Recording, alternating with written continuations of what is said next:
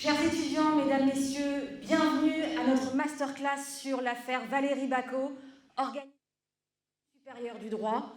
Aujourd'hui, Madame Valérie Bacot, qui sera parmi nous dans quelques instants, accompagnée par son avocate, Maître Nathalie Tomasini, nous font l'immense honneur de venir à notre rencontre pour nous livrer les coulisses de l'affaire Bacot et répondre à toutes vos questions.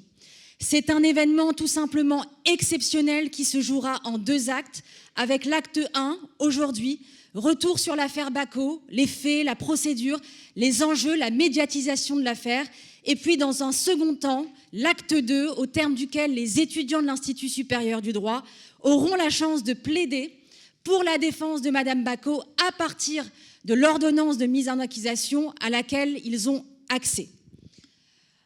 Un grand merci à tous d'être présents. Avant de démarrer cette conférence, je tiens tout particulièrement à te remercier, Nathalie, mon amie, ma consoeur, qui chaque année nous fait vivre franchement des moments intenses et inoubliables. Chère Nathalie, un grand merci du fond du cœur. Merci.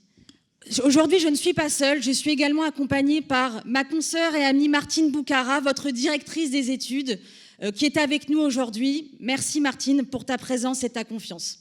Alors, sans plus tarder, ma chère consoeur, je vais te laisser la parole. Madame Bacot nous rejoindra dans quelques instants. On peut applaudir Nathalie Tomasini, s'il vous plaît.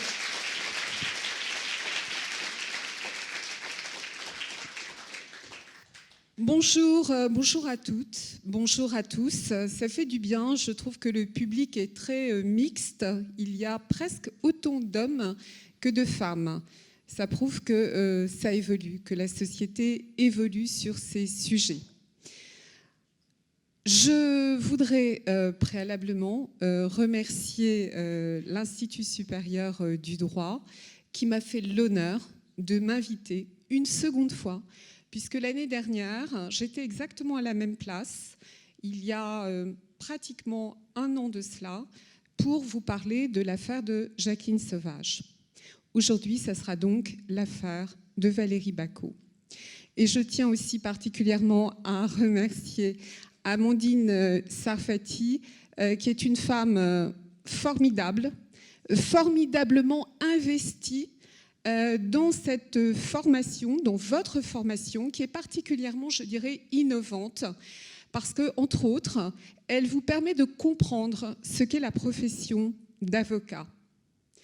Un avocat, une avocate, c'est, vous le savez, une personne qui se bat pour défendre les intérêts de son client. Mais c'est aussi, pour certains, une façon de tirer une affaire particulière et son verdict, de la tirer pour faire sens et permettre à la société de s'interroger, d'évoluer et de changer les lois. C'est ce qu'il s'est passé à la fois pour l'affaire de Valérie Bacot, mais également pour les 3 autres affaires que j'ai pu faire médiatiser depuis 2012. Alors, si vous le voulez bien, une petite rétrospective de ces différentes affaires. Il y a d'abord eu l'affaire de Jacqueline Sauvage, l'affaire préalablement de Alexandra Lange également. Pourquoi j'estime aujourd'hui que l'affaire de Valérie Bacot est historique et va peut-être plus loin que l'affaire d'Alexandra Lange et l'affaire de Jacqueline Sauvage? Tout simplement, il me semble que cette affaire de Valérie Bacot a permis à la société qui venait de prendre conscience de ce fléau des violences conjugales, a permis à cette société finalement de faire valider judiciairement cette prise de conscience par la cour d'assises de Saône-et-Loire, la cour devant laquelle a comparu Valérie Bacot. Je vous rappelle que Valérie Bacot a été entendue par la cour d'assises pour assassinat, c'est-à-dire que cette femme a tué son compagnon violent pour ne pas mourir, et on y reviendra, mais en réalité, dans le dossier d'instruction, vous avez peut-être déjà eu connaissance de l'ordonnance de mise en accusation, ont été retenues 2 circonstances aggravantes. Première circonstance aggravante, évidemment celle de conjoint, mais il y avait également la circonstance aggravante de préméditation. Vous savez comme moi que le verdict du mois de juin 2021 a condamné Valérie Bacot à 4 ans de réclusion criminelle, dont 3 avec sursis, ce qui est une peine extrêmement clémente, puisque Valérie Bacot risquait perpétuité. Donc on va revenir sur le pourquoi et le comment de ce verdict clément.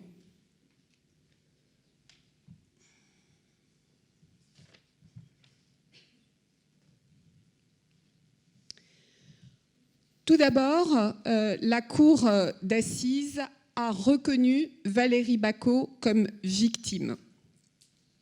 Victime, elle l'a été dès l'enfance. Ça a été une enfant qui a été battue par sa mère. Ça a été une enfant qui a été violée par son petit frère, son frère aîné, mais qu'ils étaient encore très jeunes. Et ensuite, c'est une enfant qui a été violée à 12 ans par son beau-père. Son beau-père qui deviendra son conjoint. Par la suite, elle a vécu une vie conjugale épouvantable. Elle a été battue. Et enfin, elle a été prostituée. Prostituée par son mari. Donc la Cour d'assises a reconnu par ce verdict le fait que Valérie Bacot a été une victime durant toute sa vie.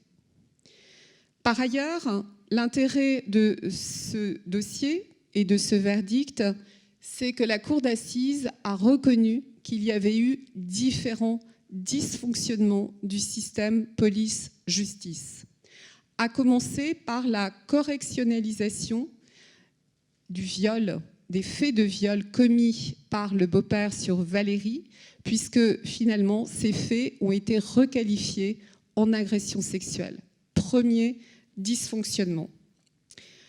Enfin, il y a eu aussi l'inimaginable, un permis de visite qui a été consenti par les autorités, estampillé République française et qui a été accordé à Valérie Bacot pour qu'elle puisse aller voir son beau-père violeur, son propre violeur. Deuxième dysfonctionnement. Enfin, il y avait des carences du mandataire ad hoc de l'Union départementale des associations familiales, de l'UDAF, de l'administrateur, comme je vous le disais, ad hoc. À l'époque, donc, lorsque son beau-père a comparu devant le tribunal correctionnel pour ces faits d'agression sexuelle, cet homme, Daniel Paulette, a été condamné à 40 000 francs de dommages et intérêts. 40 000 francs, à l'époque, c'était une somme. Il se trouve que cette somme-là n'a jamais été recouvrée par l'administrateur ad hoc, par son avocat, en l'occurrence, ou peut-être l'a-t-il été, sauf que ces 40 000 francs, on n'en a jamais retrouvé la trace. Par ailleurs, Madame Bacot, qui était enfermée dans ce huis clos familial, à un moment donné, a demandé à ses enfants, qui étaient mineurs, de se rendre au commissariat pour pouvoir dénoncer les violences dont elle était victime et également les faits de prostitution. Prostitution à laquelle donc elle se livrait, contrainte et forcée par son conjoint. Ces enfants se sont présentés au commissariat de police et ils ont été non seulement très mal reçus, mais ils n'ont pas été crus et aucune enquête n'a été diligentée. Autre dysfonctionnement. Tout cela pour vous dire que la Cour d'assises et l'instruction a révélé une affaire qui est assez emblématique de ce que nous constatons dans nos différents dossiers de violence conjugale. Une femme victime, c'est très difficile pour elle de se faire entendre, déjà de sortir du huis clos familial, mais également de pouvoir se faire entendre et comprendre une fois qu'elle pousse la porte d'un commissariat. Enfin, il y a eu un débat important sur l'altération et l'abolition du discernement. Dans l'affaire de Valérie Bacot, c'est la première fois, dans le cadre d'une expertise judiciaire psychiatrique, que je pouvais lire la notion d'emprise et que je pouvais également voir, noir sur blanc, ce qu'on appelle le syndrome de femme battue qui était explicité par le psychiatre.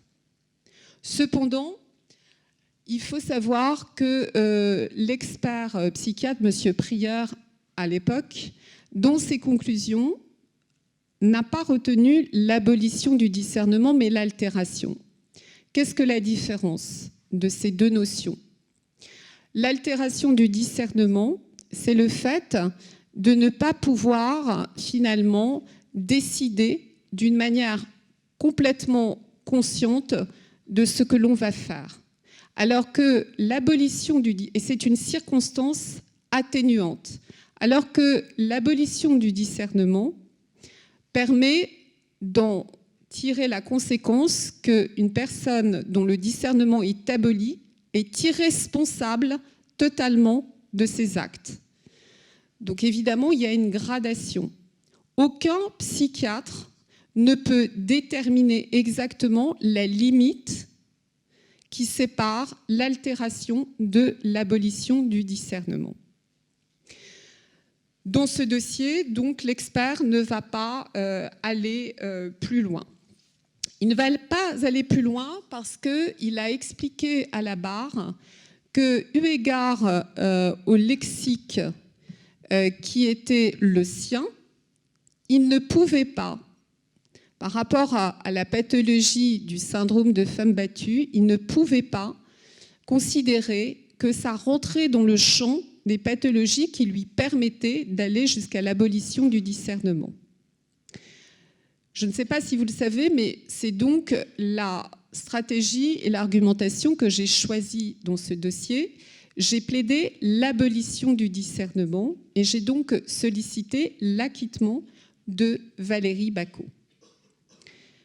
Comme vous le savez aussi, Valérie n'a pas été acquittée, mais elle a été libérée.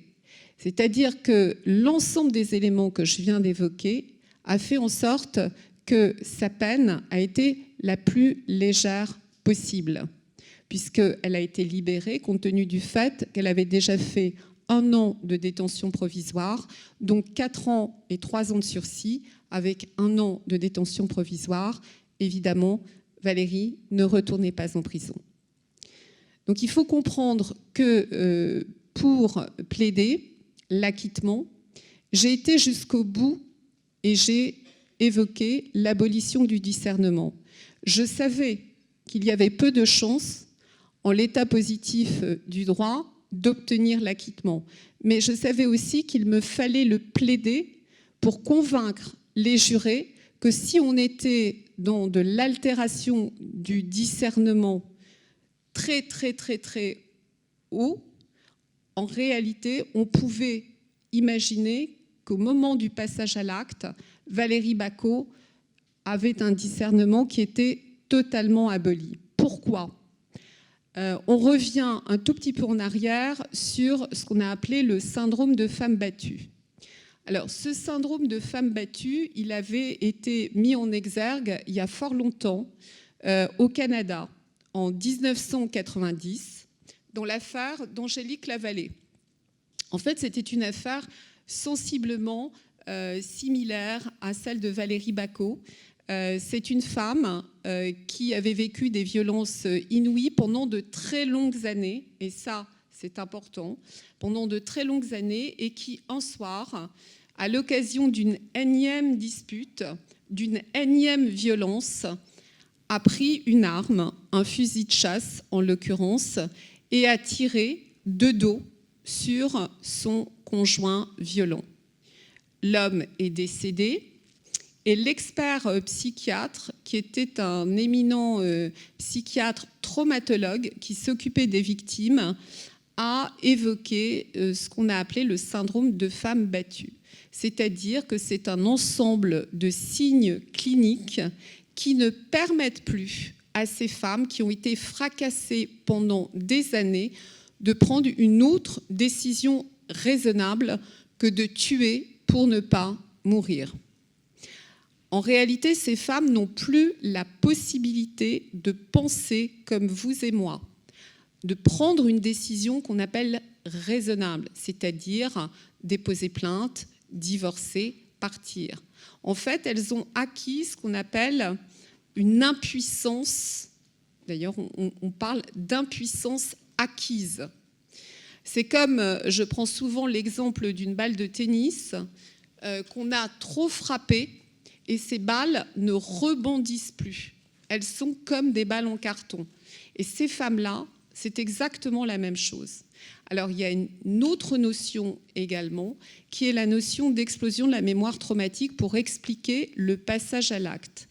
Ces femmes qui sont donc victimes de ce syndrome de femme battue enfouissent tous les épisodes de violence qu'elles ont vécus pour moins souffrir. Et à un moment donné, il va y avoir un déclic qui peut être à l'occasion de différents événements. En l'occurrence, en ce qui concerne Valérie Bacot, ça a été d'une part une passe dans le cadre de ses activités de prostitution, une passe particulièrement violente, et le fait aussi que sa fille avait été menacée par son père et que Valérie menaçait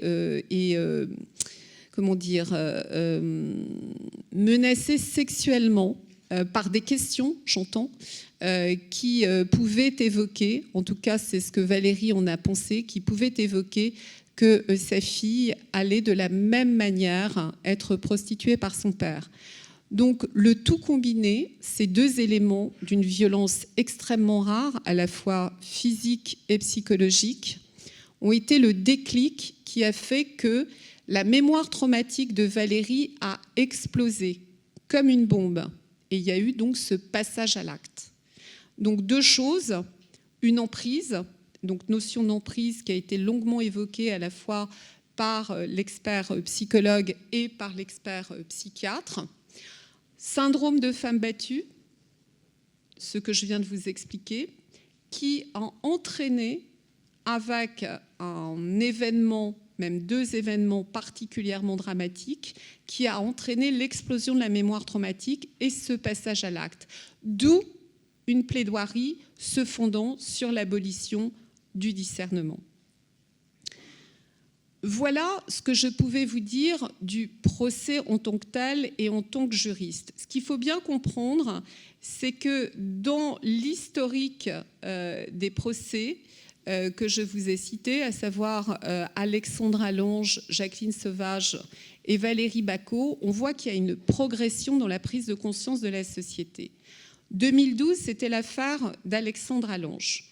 2012, cette femme a été acquittée du meurtre de son conjoint violent. Mais à l'époque, on a estimé qu'elle était en état de légitime défense parce que l'ensemble des critères qui définissent la légitime défense en droit français étaient réunis, à savoir le critère de concomitance et le critère de proportionnalité. C'était quand même un pas en avant sociétal parce qu'on acceptait qu'une femme qui tue son mari soit acquittée. 2012. 2016, Jacqueline Sauvage est graciée à 2 reprises par le président François Hollande. Mais là, c'est différent. On assiste à un véritable bras de fer entre la volonté de la société de faire sortir de détention cette femme et l'institution judiciaire qui, à 2 reprises, l'a condamnée à 10 ans de prison. Finalement, c'est le pouvoir politique, en l'occurrence le président de la République, François Hollande, qui va trancher en équité et qui va libérer cette femme. Mais la société, là, justement, s'est interrogé sur la légitimité de la définition de la légitime défense. Est-ce que cette légitime défense, telle qu'elle était définie, rédigée dans le Code pénal, prenait en compte la réalité de ces femmes battues pendant plusieurs années? Et c'est là où s'est posée la question de ce qu'on a appelé la légitime défense différée. Le débat est toujours là. La définition de la légitime défense n'a pas été modifiée. J'y travaille encore, peut-être pas sur le même article, en laissant finalement la définition classique de la légitime défense. J'ai imaginé qu'on pouvait rajouter une exception à la légitime défense sans les critères de concomitance et de proportionnalité comme elle existe déjà dans le Code pénal s'agissant d'un état de légitime défense supposé lorsque une personne rentre de nuit dans votre logement. Vous êtes censé, vous êtes supposé être en état de légitime défense si vous vous défendez et que vous le tuez. Pourquoi ne pas rajouter un alinéa en évoquant le sort des femmes qui ont été fracassées pendant des années et qui seraient donc présumées être en état de légitime défense? C'est-à-dire que ça serait là à l'accusation de démontrer qu'elle n'était pas en état de légitime défense et non pas à la victime, en l'occurrence l'accusée puisqu'elle tue, mais à la femme victime de le démontrer. Ce qui serait beaucoup plus aisé pour ces femmes et me semble beaucoup plus cohérent par rapport à une réalité. Enfin, l'affaire de Valérie Bacot, qui met en exergue à la fois la notion d'emprise, cette notion qui a été très difficile à comprendre, notamment par les magistrats qui n'étaient pas formés, qui n'avaient pas de formation ni psychologique ni psychiatrique pour comprendre ce type de phénomène, la notion d'emprise, et enfin ce syndrome de femme battue qui arrive à être exprimé dans un rapport psychiatrique alors qu'il l'a été depuis des années, 1990, au Canada. Et puis la question posée sur l'abolition du discernement de ces femmes qui passent à l'acte sur l'explosion de la mémoire traumatique. Donc on voit bien qu'il y a une progression certaine de la prise de conscience de la société et du fait qu'elle s'interroge. Il n'y a pas encore finalement de décision prise, de progression concrète sur le plan juridique, sur des articles de loi qui seraient différents et qui consacreraient ce questionnement, mais petit à petit, on y vient. Encore une fois, l'affaire de Valérie démontre que judiciairement, tout de même, avec un verdict aussi clément, avec la prise en considération de ces notions psychologiques, psychiatriques, on voit bien qu'on y arrive. Parce que là, on a une décision de justice. Ce n'est pas le pouvoir politique qui, finalement, va faire sortir une femme de prison. C'est une cour de justice, en l'occurrence la cour d'assises de Saône-et-Loire, qui va libérer Valérie Bacot, acquittée, graciée, libérée par une cour d'assises. C'est extrêmement fort et c'est un espoir extrêmement important pour toutes les femmes et pour toute la société, je tiens à le dire. Je dirais aussi, pour terminer, que cette affaire, c'est aussi une rencontre de personnalités. Vous allez entendre le témoignage précieux de Valérie Bacot, qui est une femme qui provoque immédiatement l'empathie, qui est une femme merveilleuse, une mère merveilleuse. Vous allez l'entendre parler de ses enfants. C'est aussi ses enfants qui ont joué un rôle très important dans ce procès. Ces enfants qu'elle a voulu sauver, mais qui l'ont sauvée. Leur présence aux côtés de Valérie, leur témoignage au cours de leur interrogation en cour d'assises ont montré que c'était une mère exemplaire et que ce passage à l'acte il avait finalement été la conséquence de sa volonté de les protéger, eux. Pour elle, sa vie était déjà finie. Elle ne pensait, de toute façon, Valérie n'a jamais vraiment pensé à elle depuis qu'elle était toute petite, toute jeune. Et ce passage à l'acte, finalement, cette délivrance, ce n'était pas pour elle, c'était pour ses enfants. Donc il y a eu, comme je vous le disais, Valérie, il y a eu ses enfants, il y a eu un comité de soutien qui s'est mobilisé, qui a été extrêmement présent. Il y a eu bien sûr ses avocates. Nous avons encore une fois souhaité médiatiser cette affaire. Évidemment, vous le comprendrez aisément, non par ego. La réalité, c'est que la médiatisation nous aide à porter ces messages sociétaux. Et c'est extrêmement important que la société soit sensibilisée. Et c'est pour cela qu'à travers ces affaires emblématiques, nous insistons pour que, précisément, non seulement on en parle dans les médias, mais éventuellement que par la suite, il y ait des fictions qui soient des outils pédagogiques pour vous tous. Enfin, je dirais que c'est une rencontre aussi avec la présidente de cette cour d'assises qui a été un exemple d'humanité. Je voudrais citer les derniers mots qu'elle a donc donnés à Valérie avant que cette dernière sorte de la cour d'assises. Je les ai notés et ils sont suffisamment rares pour que je vous les livre aujourd'hui.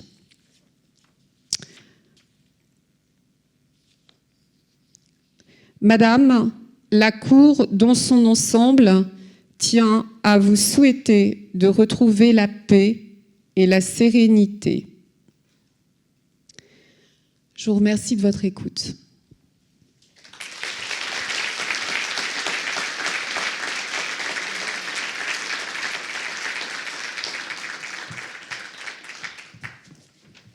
Merci beaucoup Nathalie. On va peut-être passer aux questions si vous en avez. Avant de donner la parole à Martine Boukhara. N'ayez pas peur. Oui, monsieur. On va répéter la question à haute voix. Allez-y.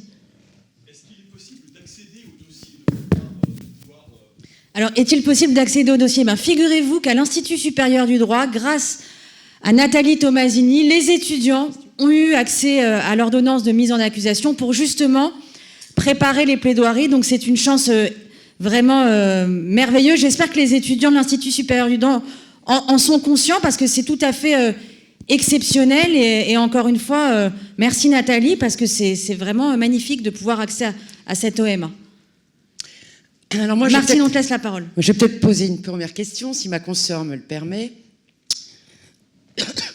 Que pensez-vous de l'argumentaire adverse, c'est-à-dire celui de l'avocat général, du ministère public, qui vous a porté la contradiction et je crois de manière récurrente est opposé à cette légitime défense différée? Que lui répondez-vous à ce parquet, si j'ai bien compris sa positionnement?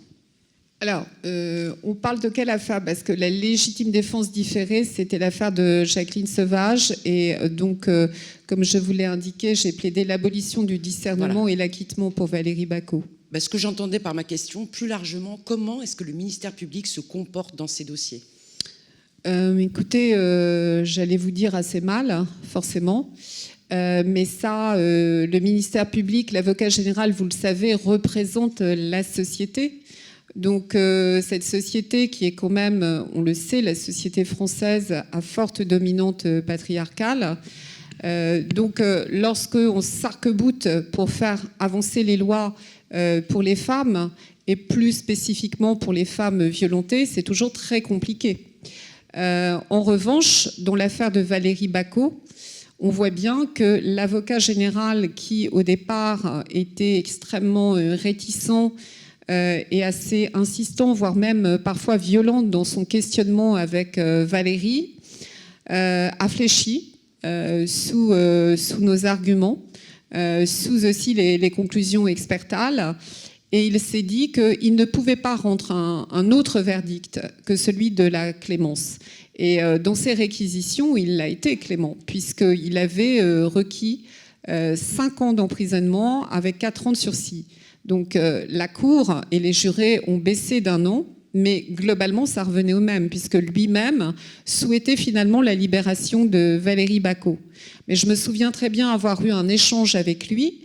On était donc en juin 2021, et il m'a dit, mais attendez, maître, elle est restée presque 25 ans avec cet homme, et pas une seule fois elle a pu décider de partir. Je n'y crois pas.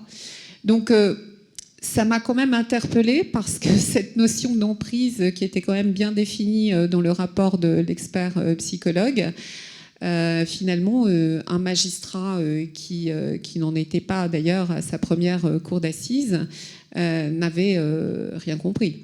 Donc, c'était à la fois désolant, mais surtout inquiétant.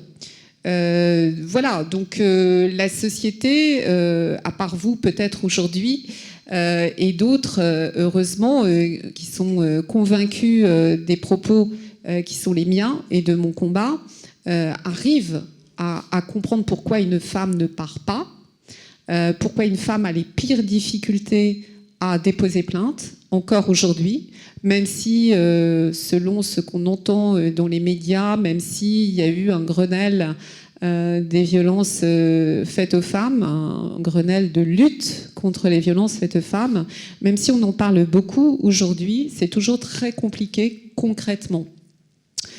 Donc voilà, en ce qui concerne le dossier de Valérie et l'affaire donc devant cette cour d'assises, en ce qui concerne Jacqueline Sauvage, vous savez très bien qu'il y a eu un débat sociétal. La société civile dans son ensemble s'est mobilisée, s'est allée jusqu'au plus haut sommet de l'État, puisque c'est le président de la République qui a tranché, et l'institution judiciaire était révoltée de cette immixtion finalement dans le pouvoir judiciaire. Et l'a très mal vécu. Mais comme vous devez le savoir, une révolution ne se fait pas sans heurts, sans combat, sans bataille. On en perd, on en gagne. Mais ce qui est important, c'est que cette révolution et la future société, pour moi, on va y arriver. On est en marche. C'est compliqué. Effectivement, on a face à nous des avocats généraux qui nous portent la contradiction. Ils sont dans leur rôle parce que c'est finalement c'est l'ancien monde. Et moi, je prône un monde nouveau. À propos de monde nouveau, nous avons une première question d'un de nos étudiants. Bonsoir à vous, chers maîtres. Là, vous allez m'excuser. J'aimerais poser une question. Et voilà. Et je sais, vous êtes là pour nous instruire. Vous allez m'excuser une fois de plus. La question risque d'être peut-être impertinente ou bien incomplète, mais je sais, vous allez la reformuler pour moi. Donc, je vous remercie. Dans une affaire comme celle de Valérie Bacot, le ministère public, représente la partie adverse, donc le décédé, si je me trompe. En fait, je l'ai dit, vous allez m'instruire, vous allez... Le ministère public représente en fait la société. Ah, oui, et la société, forcément, sanctionne les infractions à la loi et, en l'occurrence, le crime. D'accord. D'accord, là... Je l'ai dit plus tôt, vous allez m'instruire plus. Donc, puisque le décédé, il est décédé, il n'a pas la possibilité d'exprimer sa version des faits. Oui. Oui. Est-ce que ça ne serait pas une forme, un déséquilibre vis-à-vis de la justice? Bon, je ne sais pas. Alors, il se trouve... Je vais reformuler parce que moi aussi... Allez-y, mais je pense avoir compris la question. C'est une bonne question parce que, effectivement, ce qui a marqué nos étudiants quand on a ensemble étudié l'ordonnance de mise en accusation, je te remercie de l'avoir posée, elle est très pertinente, c'est qu'il y avait, sauf erreur de ma part, aucune partie civile. Absolument. Et d'abord, c'est quand même très très rare, moi j'ai beaucoup plaidé aux assises, qu'il n'y ait personne pour venir se constituer partie civile, techniquement, c'est quand même assez rarissime.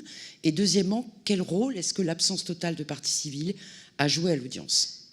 Je crois que c'était la question. Alors, dans les 3 affaires que je vous ai préalablement citées, il y avait, pour ainsi dire, aucune partie civile.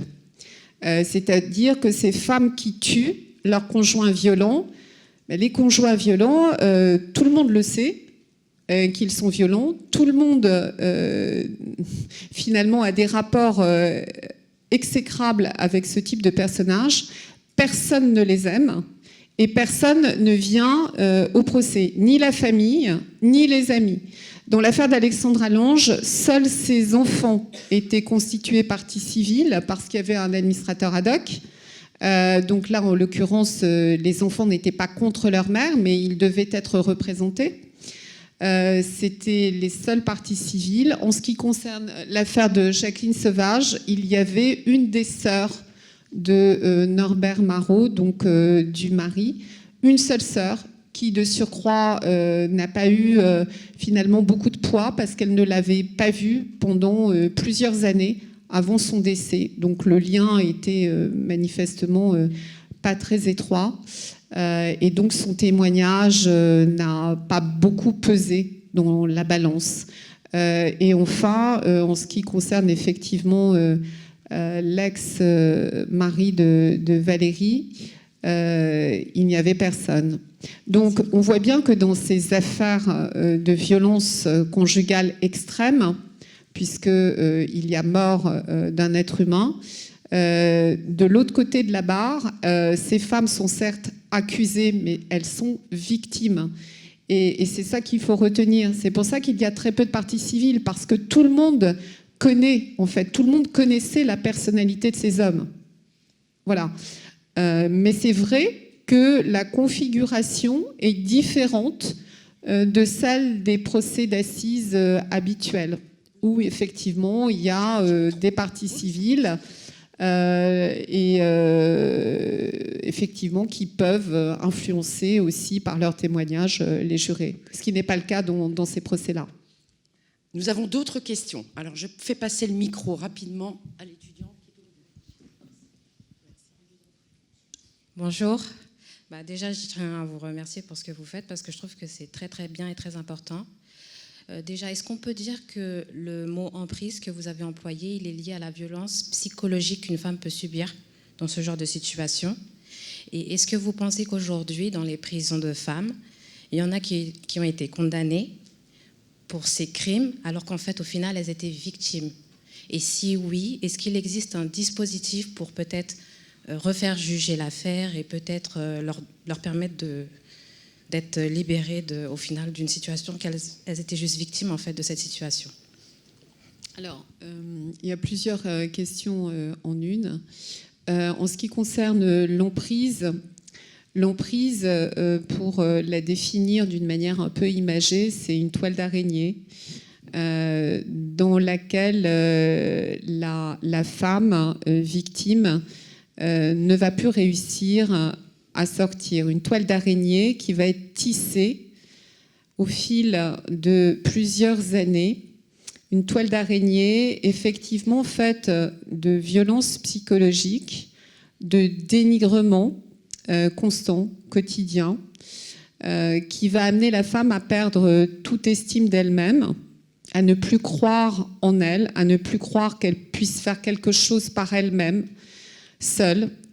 Et puis, il va y avoir aussi des moments d'accalmie, des lunes de miel, pour qu'elle continue à espérer que ce qu'elle est en train de vivre, ce n'est qu'un passage. Donc, il va y avoir des lunes de miel avec des bouquets de fleurs, avec des petits mots, avec des discours du style « tu es une femme extraordinaire, de toute façon, tu es la femme de ma vie ». Et comme cette femme a déjà été molestée, torturée psychologiquement et qu'elle ne croit plus en elle, qu'elle a le sentiment qu'elle ne plaira plus à aucun homme, ce type de mots susurrés, même si elle pense au fond d'elle-même que ce sont des mensonges, Elle veut absolument y croire, parce que pour elle, quelque part, c'est une forme de survie que de se dire, il y a quand même quelqu'un sur lequel je peux compter, même s'il me fracasse, il y a quand même quelqu'un qui m'aime, parce qu'elles estiment qu'elles ne sont rien, qu'elles ne sont plus rien. Donc l'emprise, c'est un peu ça, c'est-à-dire c'est un cercle vicieux fait de passages à la fois de violence psychologique, mais aussi physique, et de moments d'accalmie, de retour à la rencontre originelle, finalement. Puisque quand elle rencontre cet homme, peut-être pas en ce qui concerne Valérie, parce que là encore c'est très particulier comme affaire, mais d'une manière plus générale, ces femmes ont toute une certaine fragilité affective et une toute petite estime d'elles-mêmes quand elles rencontrent le prédateur qui va se servir de cette fragilité, de cette blessure affective pour mieux finalement s'y engouffrer et on va dire lui voler toute l'énergie qui lui reste pour la réduire à une peau de chagrin, on peut dire ça comme ça. Donc c'est ça l'emprise. L'emprise, effectivement, pour être synthétique, c'est une forme de violence psychologique, mais qui s'accompagne de moments d'accalmie et de violence physique. Une fois que la femme pense qu'elle n'est plus rien, c'est beaucoup plus facile de frapper, parce qu'elle ne réagira pas. Donc c'est ça. Il y a d'abord l'emprise, avec quelques gifles, quelques coups, et ensuite il y a une violence physique qui est quasi quotidienne, qui s'appuie, qui a pour fondement cette toile d'araignée qui permet aussi à l'homme de couper cette femme de toute relation finalement familiale, amicale et professionnelle. Il l'isole. L'isolement, le contrôle, le dénigrement. Ce sont l'ensemble de ces éléments qui vont faire que cette femme va être sous emprise. D'ailleurs, si je peux me permettre de vous interrompre, nous venons d'avoir l'arrivée, je vous demande de l'encourager par vos gentils applaudissements, Valérie Bacot.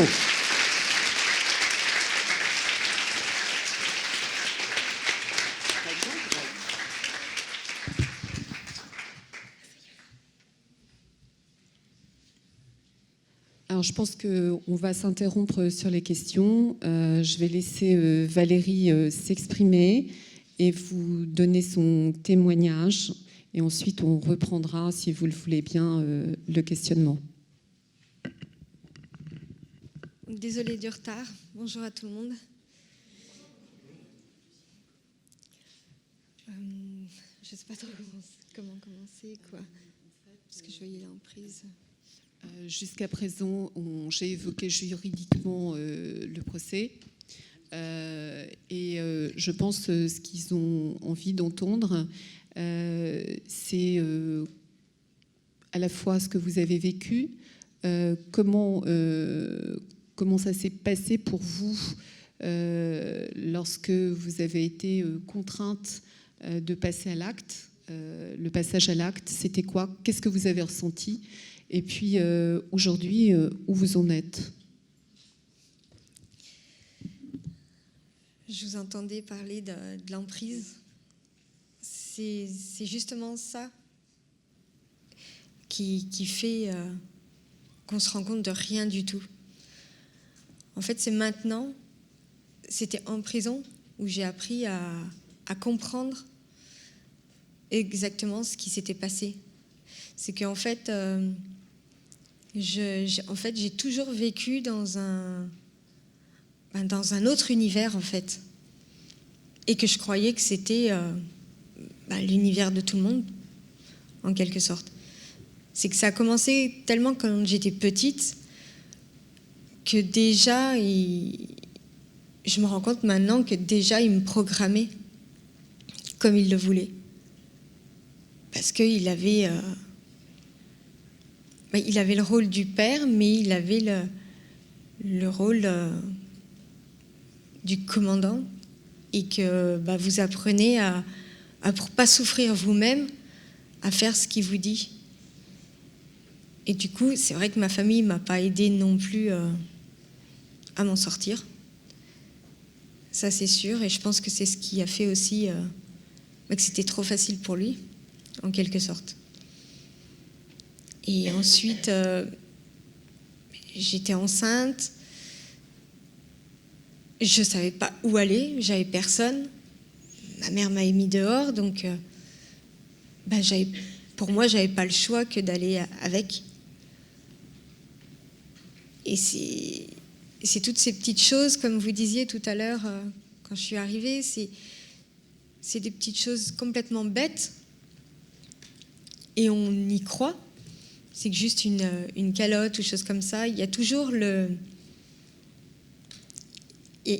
ces paroles qui vont dire « Oui, mais voilà, c'est à cause de toi. C'est tu l'as cherché. Tu vois ce que tu me fais faire, quoi. » Et ces choses-là, et vous le croyez en plus. C'est que vous croyez que c'est vous le problème et pas lui. Et c'est comme ça qu'il vous tient. Et après, vous avez « Excuse-moi, pardon, je ne referai pas. » Et ça, c'est quelque chose que j'ai besoin de dire à tout le monde, c'est que si on vous touche une seule fois, même s'il y a un pardon, il faut vous dire qu'il faut stopper direct. Parce qu'automatiquement, il refera. Et c'est là le cercle vicieux où vous êtes complètement enfermé par lui, en fait. Et ça va de petites choses comme ça. Après, c'est de pire en pire.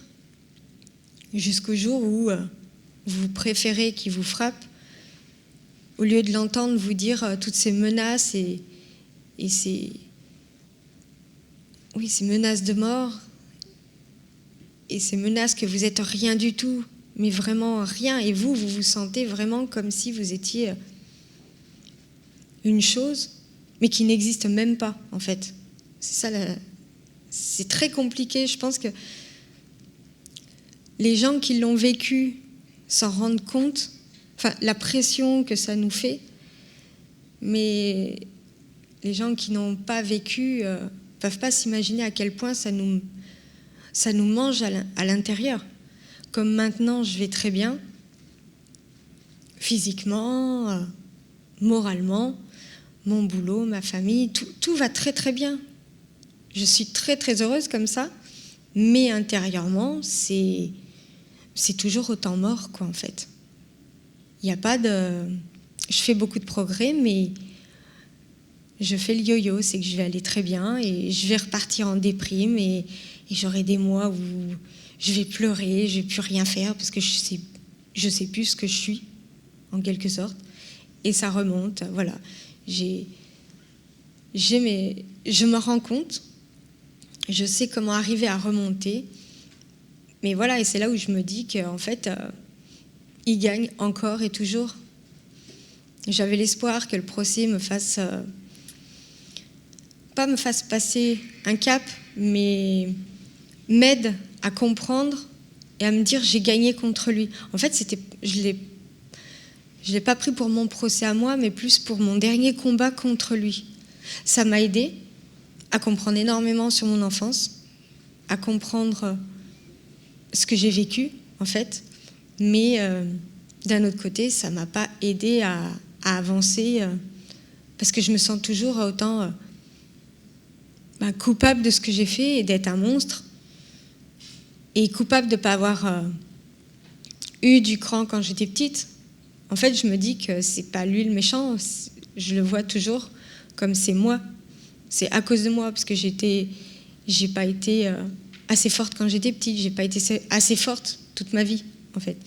Et c'est là que je me rends compte que là-dessus, j'ai du mal à évoluer, vraiment. Et que c'est là où je me dis qu'il a encore un pouvoir. Mais après le procès, la seule chose qui a été bien pour moi, c'est que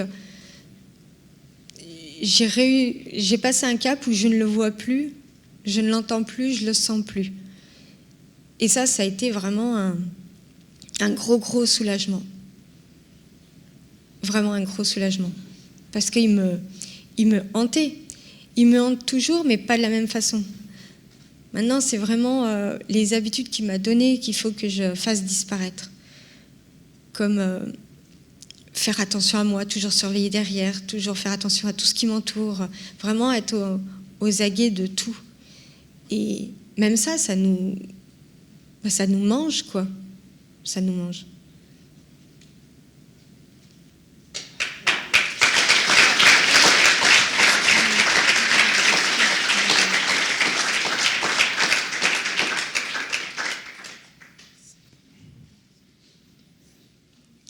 Et pour passer à la question de ce soir-là, qu'est-ce qui s'est passé,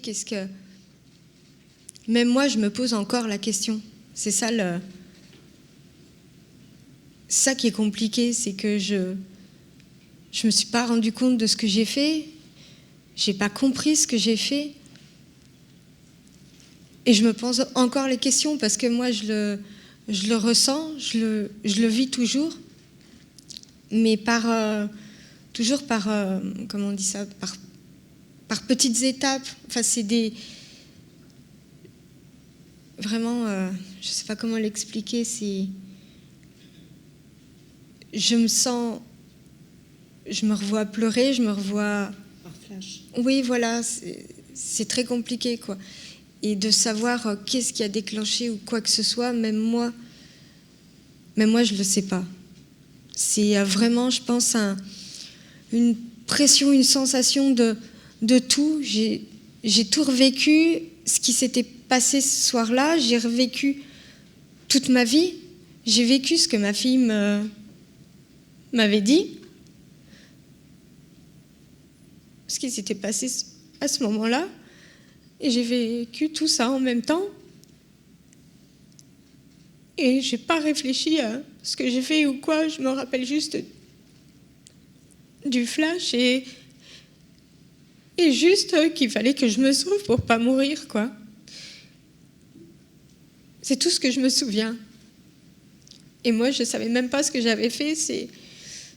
C'est après que, voilà, qu'on m'a dit tu as fait ça. Et même là, j'avais pas réellement compris, quoi. Et c'est bête ce que je vais te dire, mais j'ai compris ce que j'avais fait quand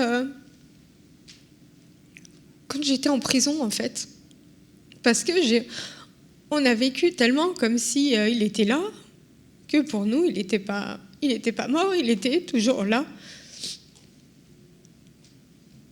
Donc j'ai vraiment pas compris ni ce que j'ai fait à ce moment-là, ni rien du tout pendant 18 mois jusqu'à ce que je sois en prison et que ce soit les psychologues et les surveillantes qui ont été super et qui m'ont aidé à comprendre et à mettre des réponses à toutes mes questions.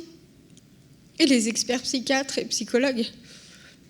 Parce que j'en suis toujours réduite à les lire toujours pour arriver à comprendre à quel point j'ai été complètement ignorante et ridicule d'avoir rien compris, en fait. Et je me rends compte de ça, mais je me rends compte que ça imprime pas dans mon cerveau, c'est que je vis encore sous son emprise quand même s'il n'est plus là, même si ça fait des années. Donc je me bats encore maintenant avec lui d'une autre manière, mais toujours autant.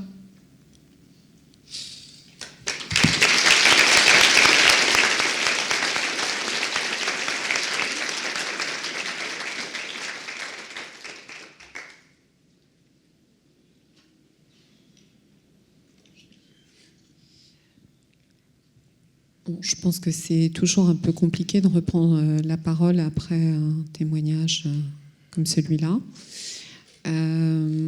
Peut-être que, voilà, ou des interventions de votre part ou un commentaire par rapport justement à ce que je venais d'essayer de définir l'emprise. Je pense que ce que vous a dit, confié Valérie, illustre d'une manière beaucoup plus concrète la définition théorique de l'emprise que j'ai pu vous donner. Et puis, de la même manière, l'abolition du discernement et le syndrome de femme battue et l'explosion de la mémoire Attendez, traumatique, c'est pas- c'est ce qu'elle a parfaitement décrit, c'est-à-dire qu'elle ne savait pas ce qu'elle était en train de faire, elle a revécu au centuple l'ensemble des violences qu'elle avait vécues toute sa vie, plus ce qui lui avait été dit par sa fille la veille, plus la violence physique qu'elle venait de subir de par cette passe de prostitution avec ce client extrêmement violent. Le tout a fait qu'il y a eu une explosion de cette mémoire traumatique comme une bombe, et il y a eu ce passage à l'acte. Donc je trouve que le témoignage de Valérie met en lumière d'une manière très concrète ce que j'ai tenté de vous définir d'une manière beaucoup plus théorique. Voilà. Alors effectivement, on va laisser un petit peu Madame Bacot se reposer après ce témoignage absolument bouleversant, Madame. Je crois que toute personne dans cette salle qui ne comprendrait pas vos actions ou pourquoi vous avez été défendue a nécessairement changé d'avis. Je vais maintenant vous laisser la parole aux étudiants.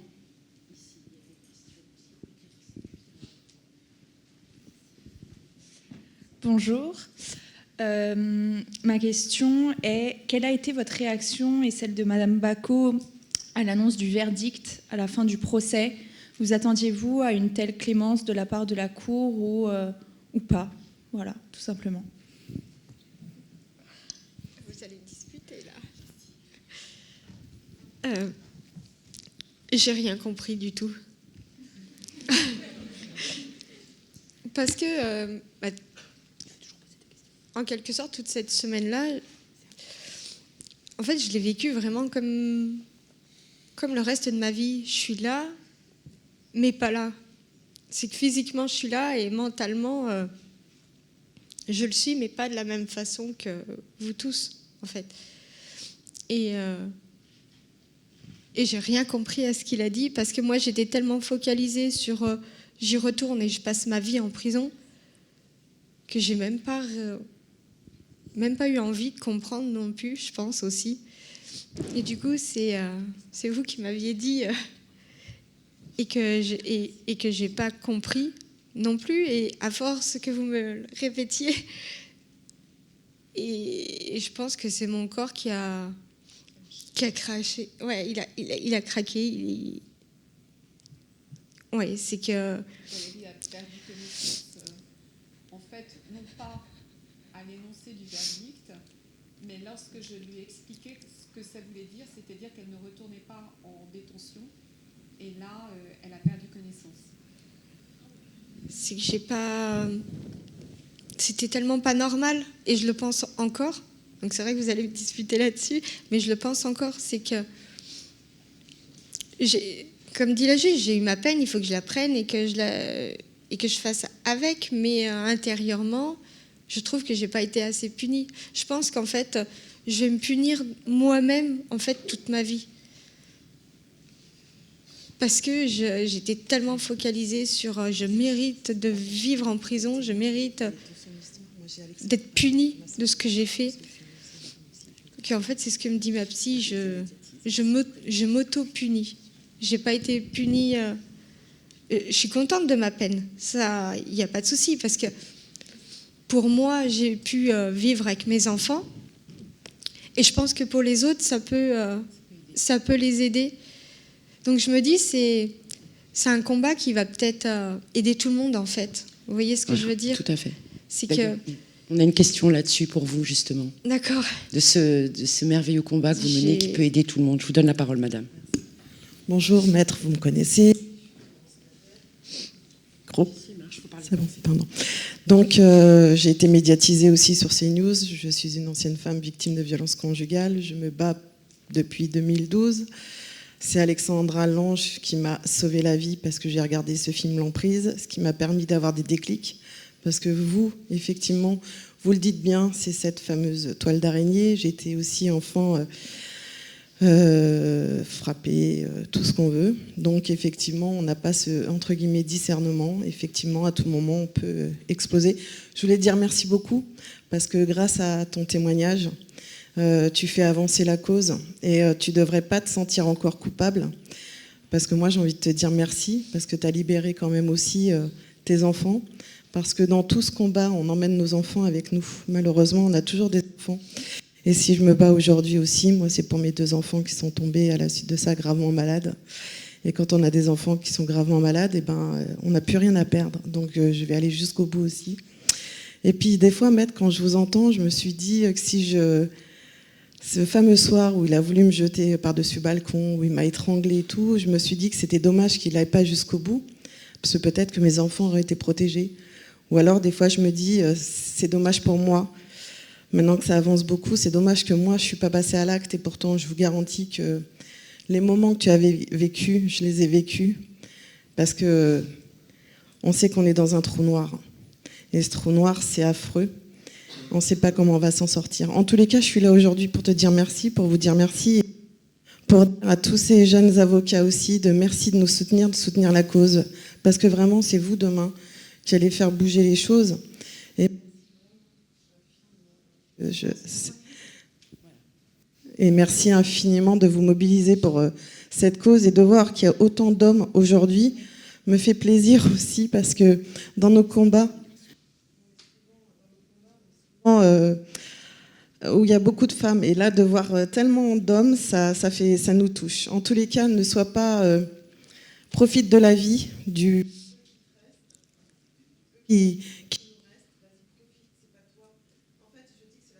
quand même, qui est coupable de nous laisser dans un enfermement comme ça, parce que l'aide, on va la chercher.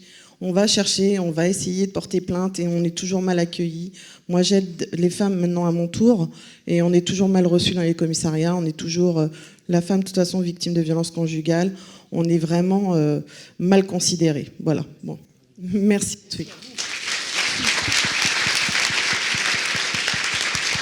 Pareil.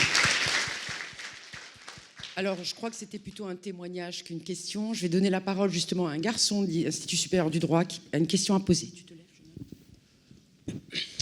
Bonjour.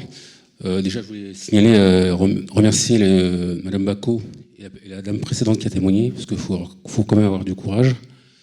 Ma question s'adresse à Maître. Elle est plus générale. En fait, est-ce que... j'ai constaté que cette année encore, il y a eu beaucoup de féminicides. Encore.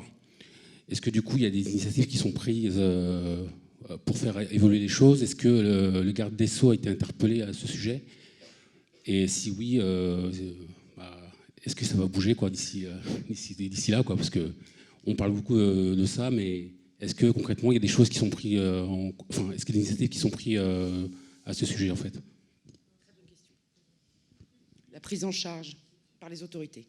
Oui, ça va même plus loin que ça.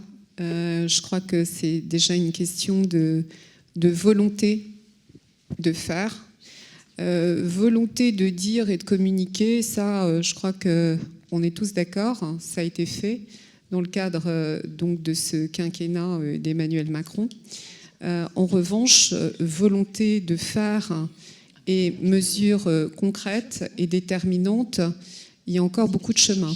Il y a encore beaucoup de chemin. Pourquoi? Parce que le nerf de la guerre, il est quand même financier, et c'est le budget. Et ça, c'est là où le bas blesse. Il nous faut réellement 1 milliard pour arriver à juguler le fléau des violences conjugales en amont, pour faire de la prévention. Qu'est-ce que ça veut dire la prévention?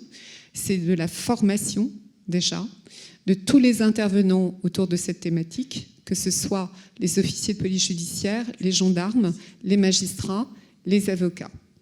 Déjà. Ensuite, il y a aussi un problème d'éducation.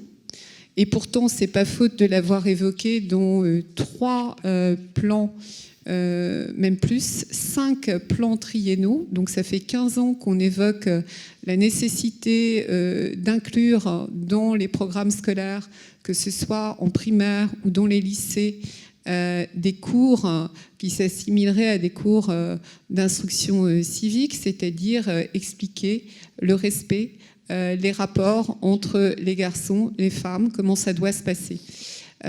Et autres, également des programmes sur ce que sont les violences conjugales, les violences sexistes. Tout ça, ça n'existe pas aujourd'hui, et pourtant ça fait 15 ans qu'on en parle. Donc à titre de prévention, formation, éducation, Et après coup, il faudrait aussi revoir l'application réelle des lois avec des sanctions qui sont de réelles sanctions. Il faut les radicaliser, ces sanctions. Et on parlait de féminicide, monsieur, c'était votre question. Aujourd'hui, en 2022, on est à 22, en tout cas plus de 20 femmes tuées sous les coups de leur conjoint violent. Je travaille actuellement avec Valérie Boyer, qui est sénatrice, sur un projet de loi qui permettrait de parler de perpétuité réelle pour les auteurs de féminicide, en tout cas perpétuité réelle avec des peines planchers de 30 ans. Donc, ce que je tente d'expliquer aux politiques que je rencontre, c'est que contrairement à ce qu'ils pensent, l'effet dissuasif des sanctions pour les auteurs de violences, il existe. Combien de mes clientes m'ont dit, de toute façon, chaque fois qu'ils me frappaient, ils me disaient « vas-y ». Personne ne te croira parce que je sais taper là où il n'y aura pas de bleu. Personne ne te croira. Ta parole, c'est ta parole contre la mienne. Et s'il n'y a pas de preuves, pas de traces, de toute façon, ta plainte sera classée. Et puis en France, de toute façon, je n'aurai que du sursis si éventuellement je suis renvoyée devant un tribunal correctionnel. Donc, les auteurs de violences, ils sont très conscients qu'ils ont la loi avec eux. Donc, plus on les punira très fortement et d'une manière radicale, plus on diminuera le nombre des auteurs de violences et de féminicides. Bien sûr, la sanction, ce n'est pas tout. Comme je vous l'ai dit, il faut aussi un travail en amont. Mais pour tout ça, il faut de l'argent. Et le gouvernement peut évoquer comme cause prioritaire du quinquennat la lutte contre les violences faites aux femmes, et pour avoir rencontré Madame Moreno pas plus tard qu'il y a 2 jours, cette dernière m'indiquait que si le candidat Macron était de nouveau président pour 5 ans, il reconduirait comme cause prioritaire du quinquennat la lutte contre les violences faites aux femmes. Mais quand on estime qu'une cause est prioritaire, on met le budget sur la table qui convient pour traiter correctement cette priorité. Or, ce n'est pas le cas, contrairement à l'Espagne, qui travaille depuis 2004 et qui a mis les moyens nécessaires pour travailler à juguler ce fléau. Donc voilà, pour répondre à votre question, bien sûr qu'il y a eu des mesures qui ont été prises. Il y a eu les bracelets anti-rapprochement, mais en nombre totalement insuffisant, de la même manière que les téléphones grave danger. Les ordonnances de protection avec une loi de 2019, l'ordonnance de protection, on peut l'obtenir aujourd'hui en 6 jours. Auparavant, il fallait un délai dit raisonnable. C'était plutôt un délai convenable aux magistrats et non pas raisonnable. Donc on a fait quelques petits progrès.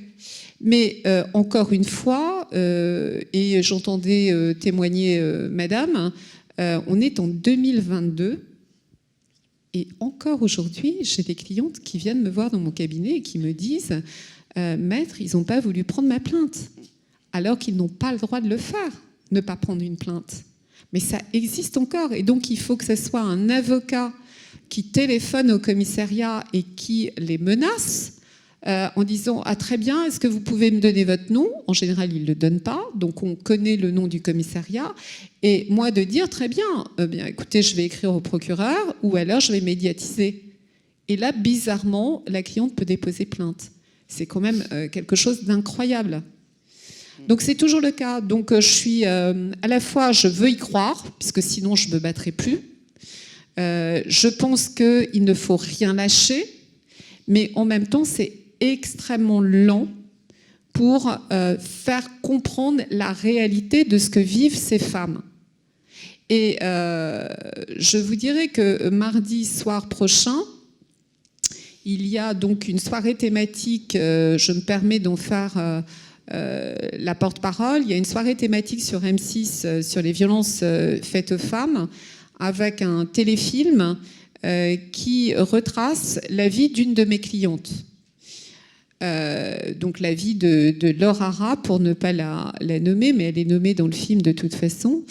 Et je souligne ce que j'ai pu évoquer tout à l'heure, à savoir que ce type de fiction parle davantage à la société et au quidam qu'un Grenelle sur les violences conjugales, qui est purement abstrait, théorique et qui ne fait pas véritablement avancer les choses. Donc ce téléfilm, il est très violent, il est très choquant, mais il illustre parfaitement le parcours de combattante d'une victime.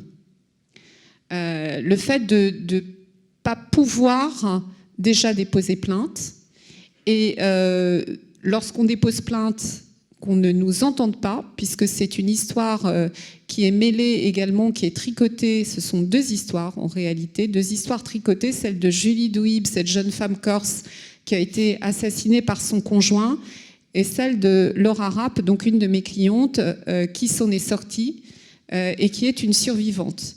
Donc c'est vrai que, comme je le disais précédemment, l'affaire de Valérie Bacot, grandement médiatisée, qui va d'ailleurs aussi donner lieu à une fiction, et cette affaire de Laura Rapp qui va donc être diffusée mardi soir prochain, effectivement, ce sont des prises de conscience beaucoup plus fortes lorsque on entend les cris, quand on est chez soi, les cris du petit écran, et qu'on voit ce choc absolu de ces images de violence, qui a une véritable prise de conscience. Ça, oui.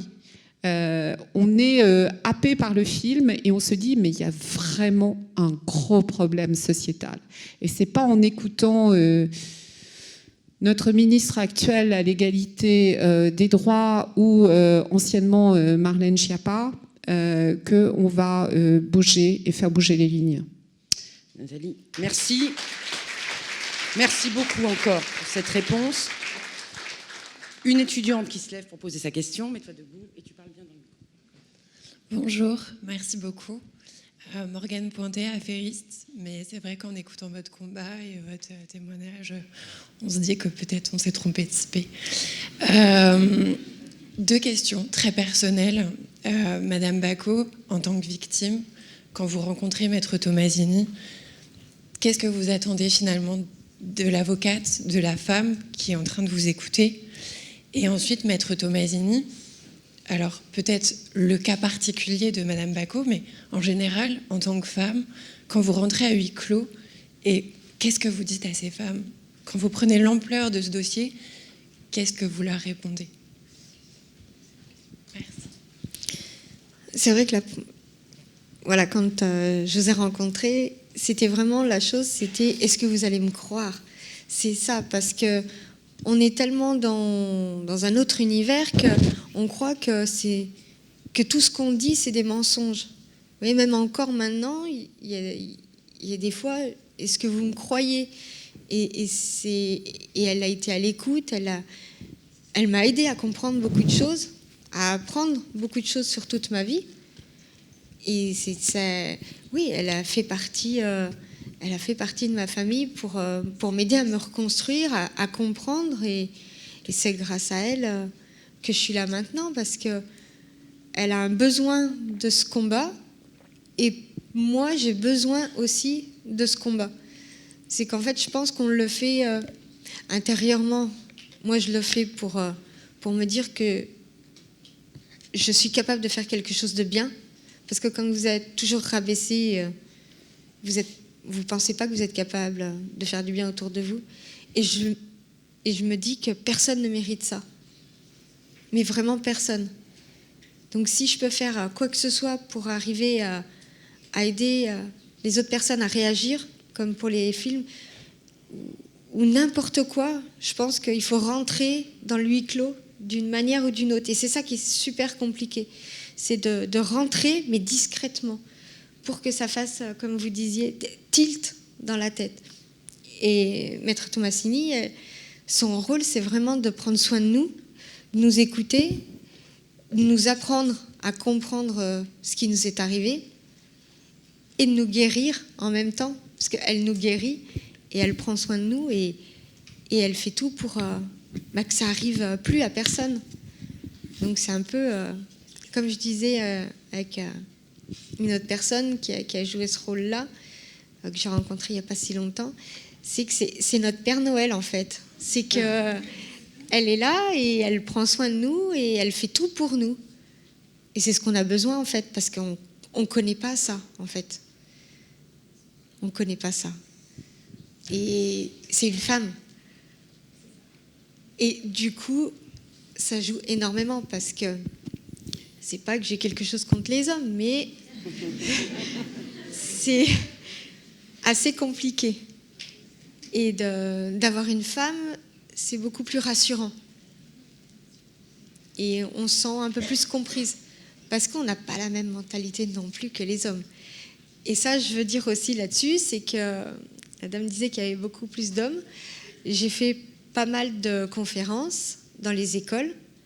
Et effectivement, c'est quelque chose que je dis aux élèves, parce qu'il y a beaucoup plus d'hommes et qui viennent même après me voir et discuter. On discute vraiment de l'importance de ce que je leur ai dit et ce qu'ils ont ressenti et la manière où ils vont s'en servir. Vous voyez ? Et il y a énormément... Et ça m'a choquée. Et du coup, je leur dis, je suis fière de voir que les hommes, pas se remettent en question, parce qu'ils ne sont pas tous pareils, mais qu'ils comprennent justement les femmes et l'égalité et le respect, tout simplement. Et je trouve que c'est bien, et je me dis que ça veut dire que ça évolue, doucement, mais sûrement. Mais ça évolue. Lève-toi.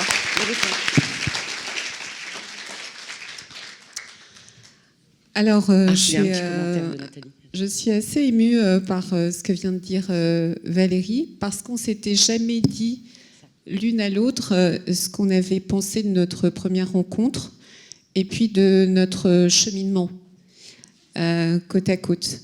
Donc, je suis assez émue. Ça m'a beaucoup touchée, je dois le dire, parce que Valérie, c'est quelqu'un qui est très, très profond, qui ne dit pas toujours, mais qui fait ressentir. Et donc, pour moi, les mots qu'elle a prononcés sont extrêmement précieux. Voilà, déjà, c'est la première chose que je souhaitais vous dire. Et je vous remercie d'ailleurs d'avoir posé cette question, parce que ça a permis donc cet échange. En ce qui me concerne, lorsque j'ai rencontré Valérie pour la première fois en détention, j'ai vu une petite fille. J'ai vu une petite fille et j'avais eu le sentiment qu'elle n'avait pas grandi depuis ses 12 ans. Et elle avait ces grands yeux bleus qui nous regardaient, les yeux de l'innocence. Et pourtant, elle était accusée d'assassinat. Et moi, je l'ai tout de suite cru, évidemment, sans me poser de questions. Et j'ai su, et je vous assure que c'est vrai, j'ai su en la regardant qu'elle sortirait de prison, qu'elle n'irait pas en prison, qu'elle ne serait pas condamnée.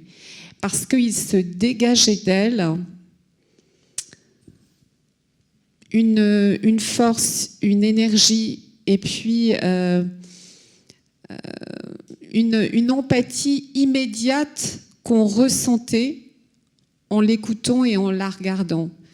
Et contrairement à d'autres de mes clientes, où je me dis que ça va être difficile, avec Valérie, j'ai tout de suite su, malgré un dossier très lourd, parce que là, comme je vous le disais, on était renvoyés pour assassinat. Donc il y avait la circonstance aggravante de préméditation. J'ai su que ce dossier, comme celui d'Alexandra Lange pour d'autres raisons, comme celui de Jacqueline Sauvage pour d'autres raisons aussi, j'ai su que ce dossier allait marquer ma carrière professionnelle et ma vie personnelle, tout simplement. Voilà, j'ai tout de suite cru. j'ai tout de suite dit à Valérie, arrêtez de dire que vous savez que vous allez rester en prison pendant X temps. C'est faux, Valérie. Et j'ai toujours ce discours avec mes clientes. Je crois à la force des mots. Et je crois qu'il faut toujours dégager une énergie positive. Il faut toujours croire. Parce que si on n'y croit pas, ça ne peut pas fonctionner. Et Valérie, petit à petit, a commencé à y croire lorsque on a réussi à la sortir de détention provisoire. Ça a été une première étape, puisqu'il faut savoir qu'elle a comparu libre à son procès. Donc elle a petit à petit commencé à y croire, mais c'était vraiment petit à petit, parce que même quand elle était donc devant la cour d'assises et pendant les suspensions, elle était fatiguée, elle nous disait de toute façon, je vais y retourner. Et c'est vrai que même nous, en tant qu'avocats, c'est compliqué parce que un client, une cliente et son avocat, et je leur dis tous les jours, c'est une équipe. On fait équipe. Moi, sans Valérie, je ne pouvais rien faire. Et elle, effectivement, sans nous, elle ne pouvait pas faire grand-chose non plus. Donc voilà un peu l'histoire qui s'est nouée lors de cette première rencontre. C'était pas évident parce qu'en fait, Valérie, on a échangé avant d'aller la voir au parloir. Elle nous connaissait pas, elle nous connaissait médiatiquement, mais elle ne connaissait pas les femmes que nous étions. Moi, Janine Bonadjunta, qui était à l'époque mon associée. Elle nous connaissait que par effectivement des articles de presse. Donc c'est totalement autre chose. Allait-elle nous faire confiance? C'est ça qui est important que vous entendiez. C'est que dans ce type de dossier, le lien de confiance entre l'avocate et le client et l'avocate est fondamental. Il l'est dans tous les dossiers, mais particulièrement dans ce type d'affaires parce que, comme vous l'a dit Valérie, ces femmes ont le sentiment qu'on ne les croit pas. Et pour elles, c'est fondamental d'être crues parce que sinon, ça veut dire qu'elles ont menti. Et c'est un drame. Et c'est un drame absolu. Elles ont besoin de cette confiance. Et nous aussi, on a besoin de cette confiance. Voilà. Merci beaucoup. Lève-toi. Une de nos étudiantes qui a une question à poser, je ne sais pas si c'est à l'avocate ou... Plutôt à Madame Bacco.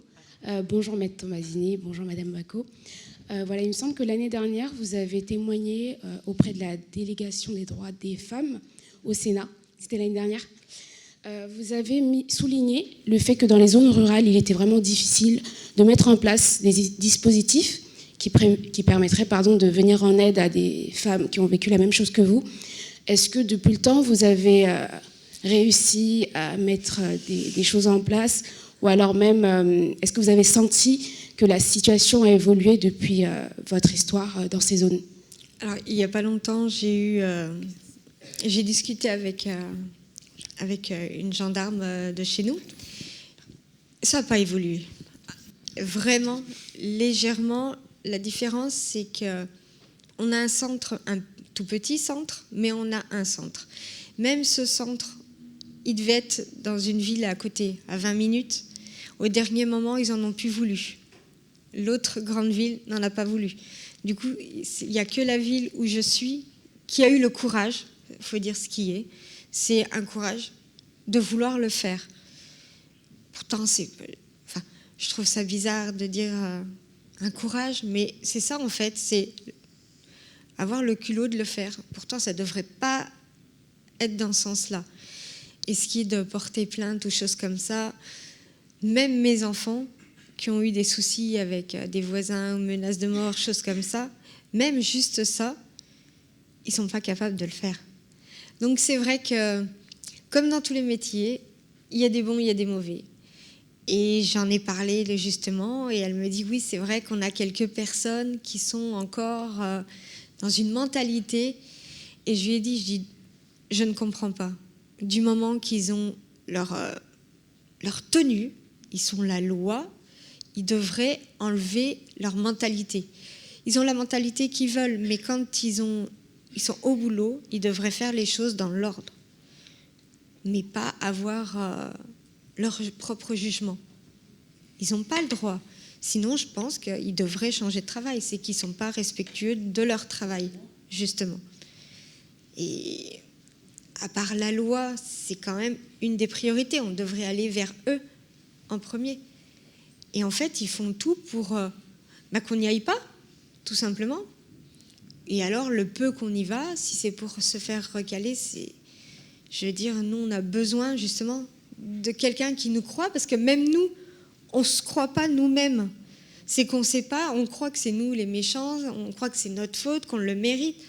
Donc on a besoin de comprendre déjà ce qui nous arrive, et si on n'a pas quelqu'un en face de nous qui va nous dire, effectivement, il y a quelque chose.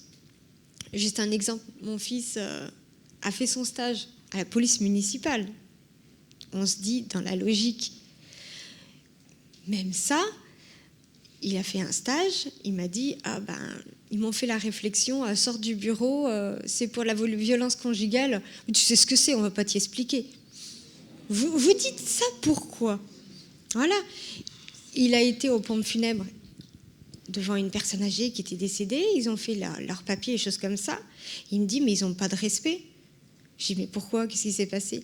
Il me dit, ils sont au-dessus, après, dire des blagues de, désolé, d'homme, on peut dire ce qui est. Il me dit, mais c'est pas logique. Non, c'est pas logique, il n'y a rien de logique. Je veux dire, on va vers des gens qui, normalement, sont la loi, devraient nous aider à s'en sortir. Et en fait, ces gens-là n'ont pas la mentalité qu'ils devraient avoir quand ils ont leur uniforme. Donc, chez nous, il n'y a pas énormément d'évolution. Ça, c'est sûr. Moi, ça m'a choquée.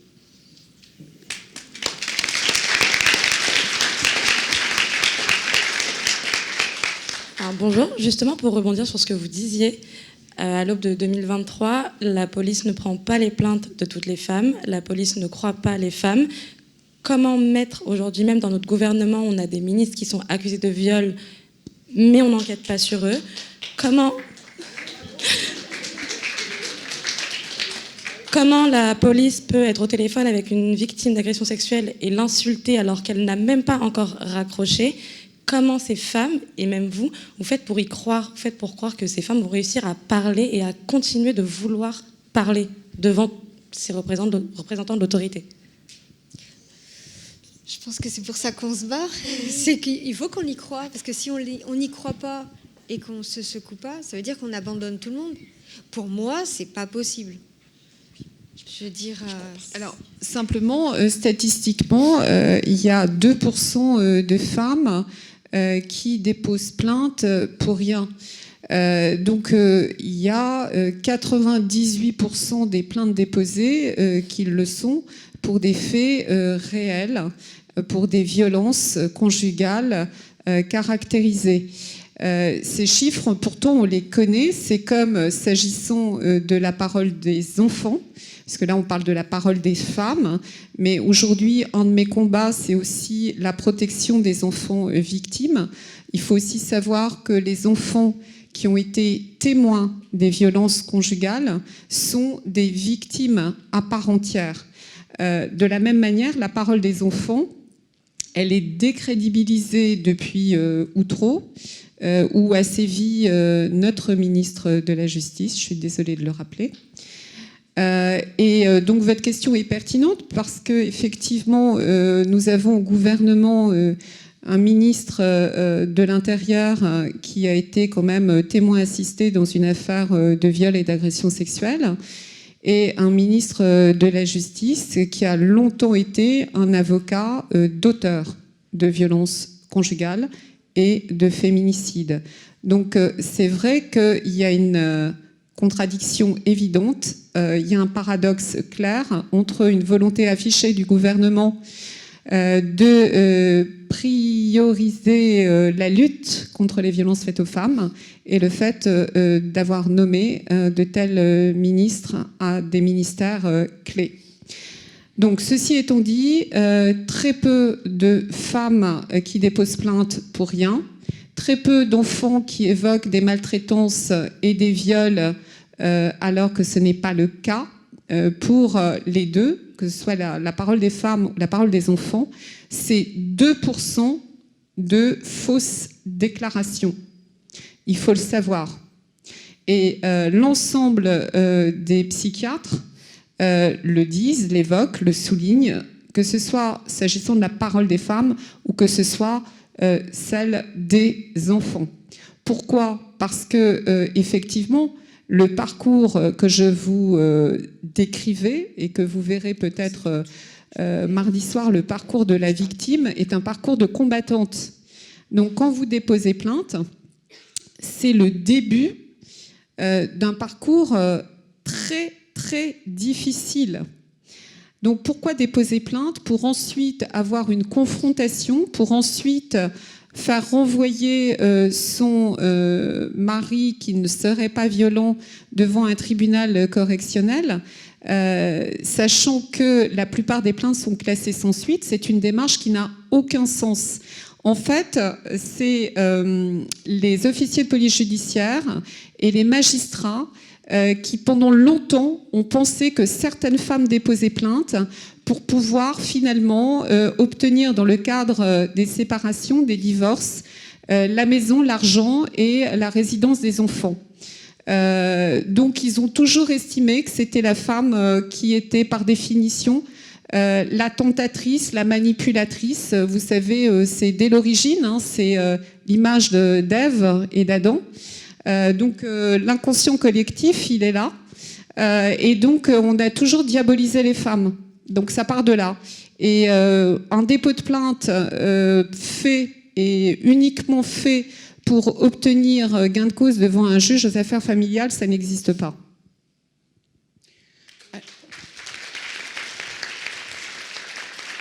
Alors, avant de passer la parole pour une question suivante, moi je voudrais quand même tempérer un petit peu les choses, parce que j'ai quand même vu une évolution entre le début de ma carrière et la fin, avec notamment la présence de policières féminines lors des confrontations, par exemple, ce qui est quand même appréciable. Donc c'est long, c'est vrai que c'est poussif, mais on ne peut pas dire qu'il ne se passe rien dans les écoles de police. Je crois qu'il y a beaucoup maintenant de formation pour être à une meilleure écoute. Alors le résultat n'est pas encore au compte, hein, j'en conviens tout à fait avec les deux personnes qui sont sur la tribune.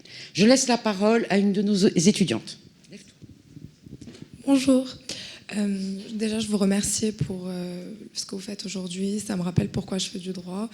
Et je voulais vous demander si, dans le procès, il s'attendait à une sensation de regret de la part de Madame Bacco, si c'était attendu de regretter les faits ou si c'était à refaire, si elle le ferait ou pas. Et puis, je demande de manière plus personnelle, si c'était à refaire, qu'est-ce que vous ferez ?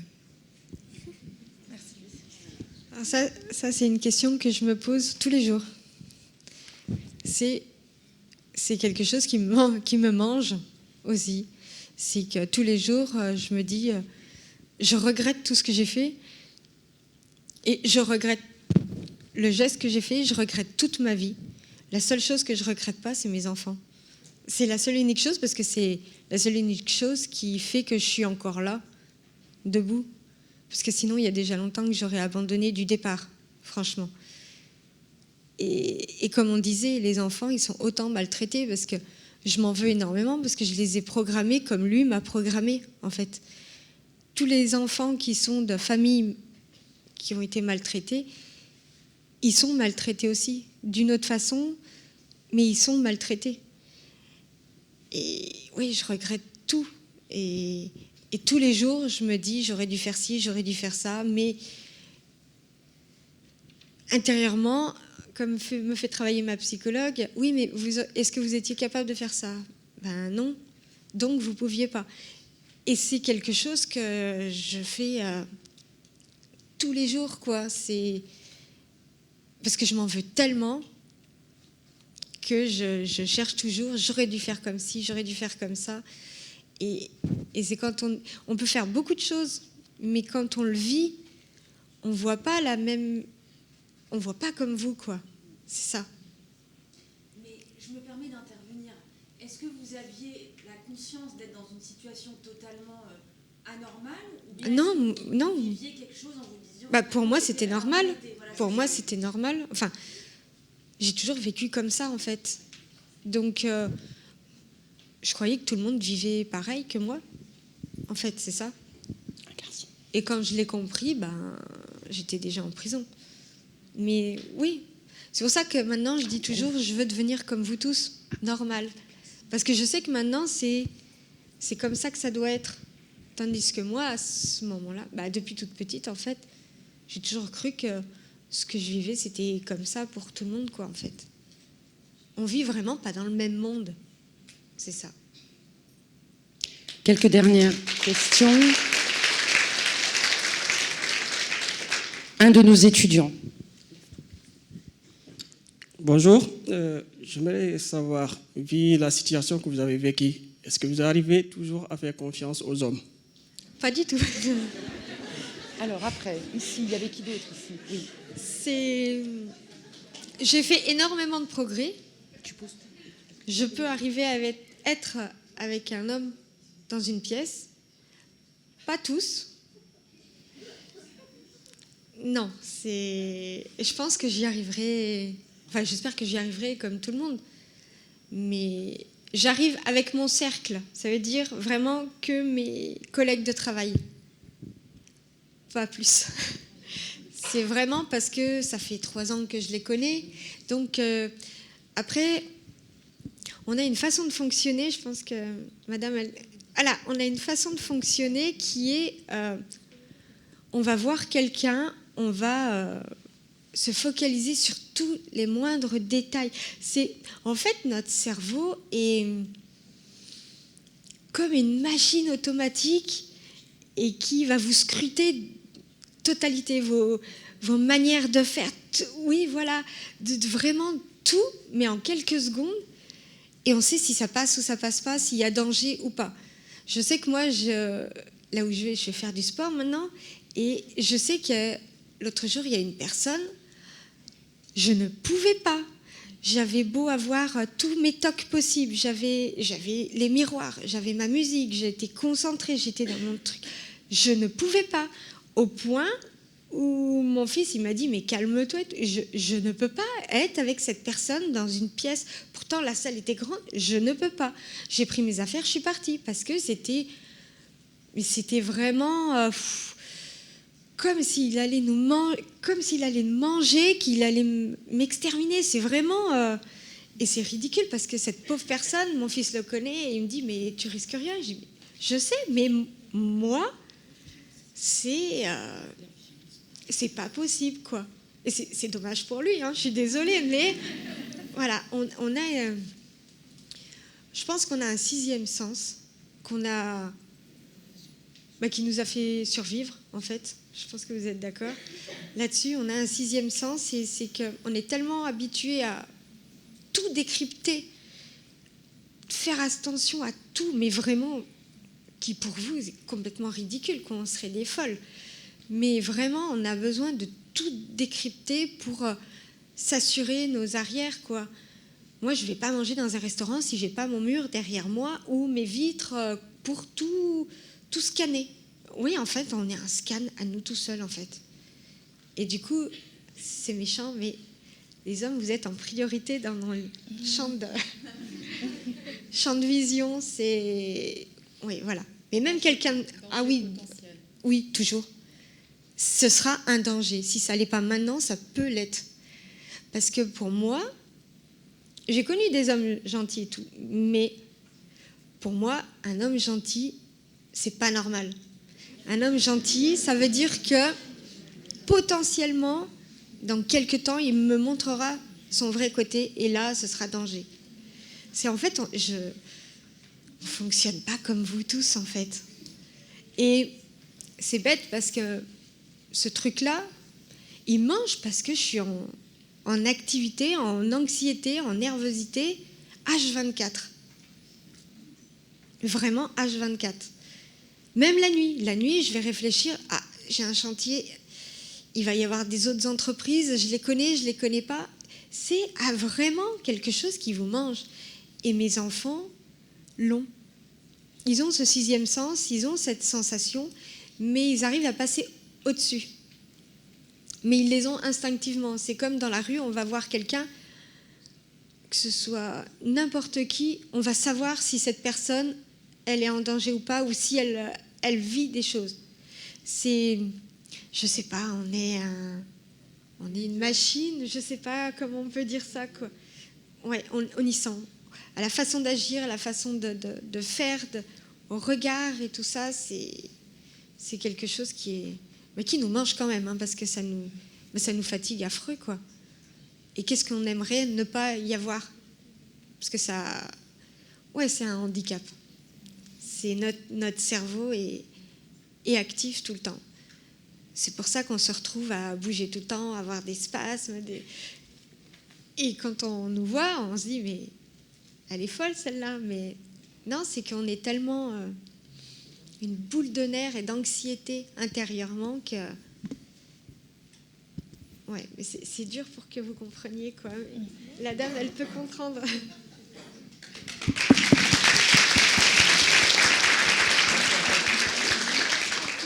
Ouais. Mais pour reprendre la parole sur ce que vient de dire Valérie, donc je travaille avec notamment un psychiatre, Luis Alvarez, qui explique que les victimes de violences intrafamiliales, donc les femmes comme les enfants, sont en état d'alerte permanent, comme en situation de guerre.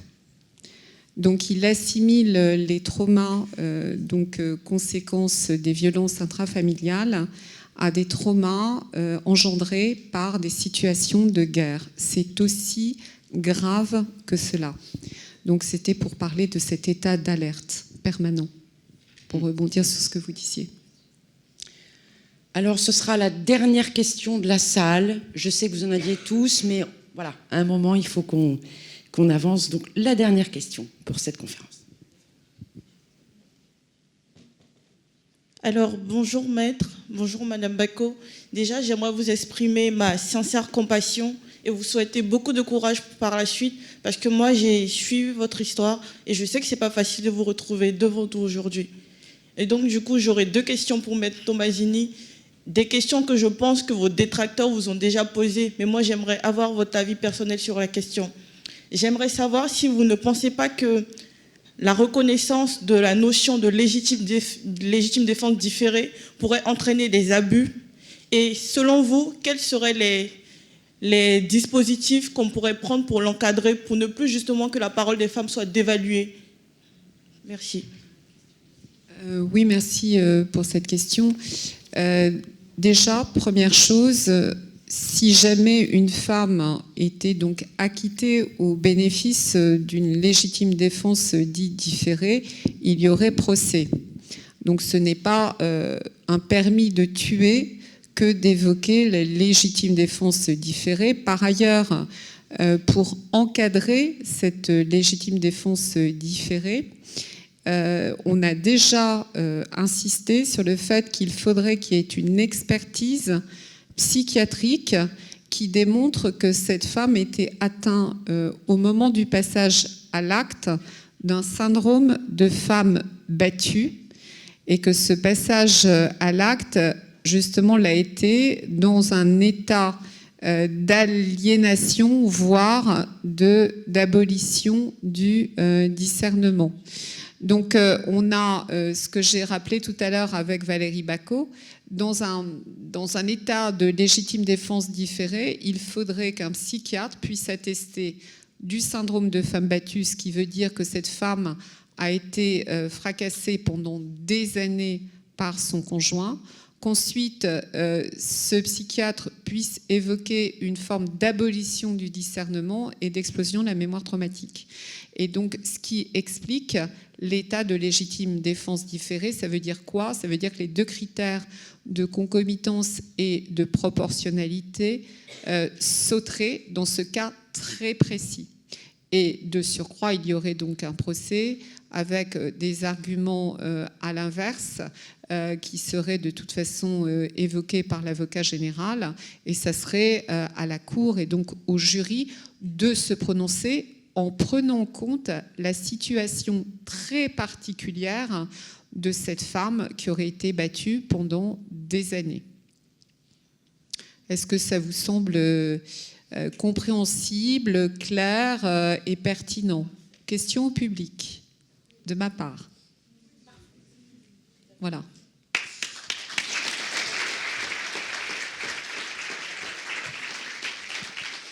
Eh bien, écoutez, merci infiniment, Nathalie. Vraiment, encore une fois, tu nous fais vivre chaque année des moments intenses et inoubliables.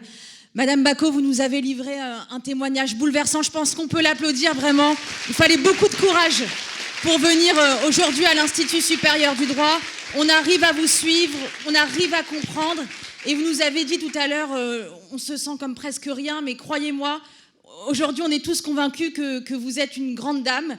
Et bravo à vous d'avoir eu encore ce courage de venir aujourd'hui livrer ce témoignage bouleversant. Et on est certain que ce témoignage permettra à d'autres femmes de s'en sortir. Tout à l'heure, on a un étudiant qui a dit eh ben, ça me rappelle pourquoi je fais du droit. Moi aussi, ça me rappelle pourquoi je fais du droit. Pourquoi j'ai fondé il y a 4 ans l'Institut supérieur du droit, pour vivre des moments aussi forts et aussi beaux. Merci à tous nos étudiants. Merci Martine. Et puis, alors, je te laisse la parole. Voilà, nous, on voudrait vous faire un petit cadeau modeste, mais puisque maintenant vous êtes une habituée de participer avec l'école. On vous offre le Teddy de l'Institut supérieur du droit.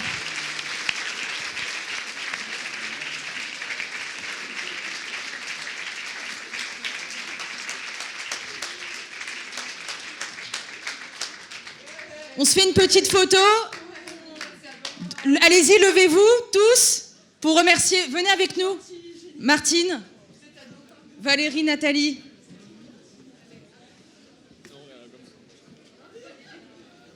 On se met comme ça on les voit tous.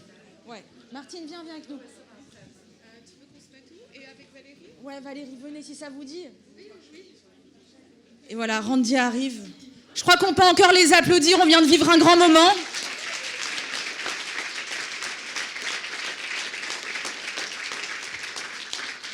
Et encore, bravo à vous d'être venus.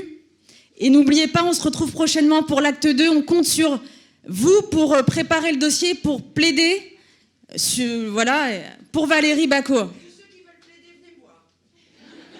Allez, il faut se lancer maintenant. Merci. Bravo.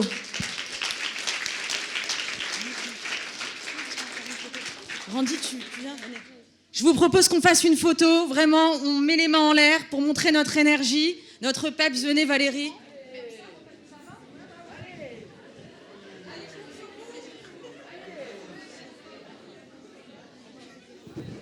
Il faut que je vous chauffe un peu. Là, il faut vraiment tout donner, s'il vous plaît. On fait une photo mémorable. Let's go.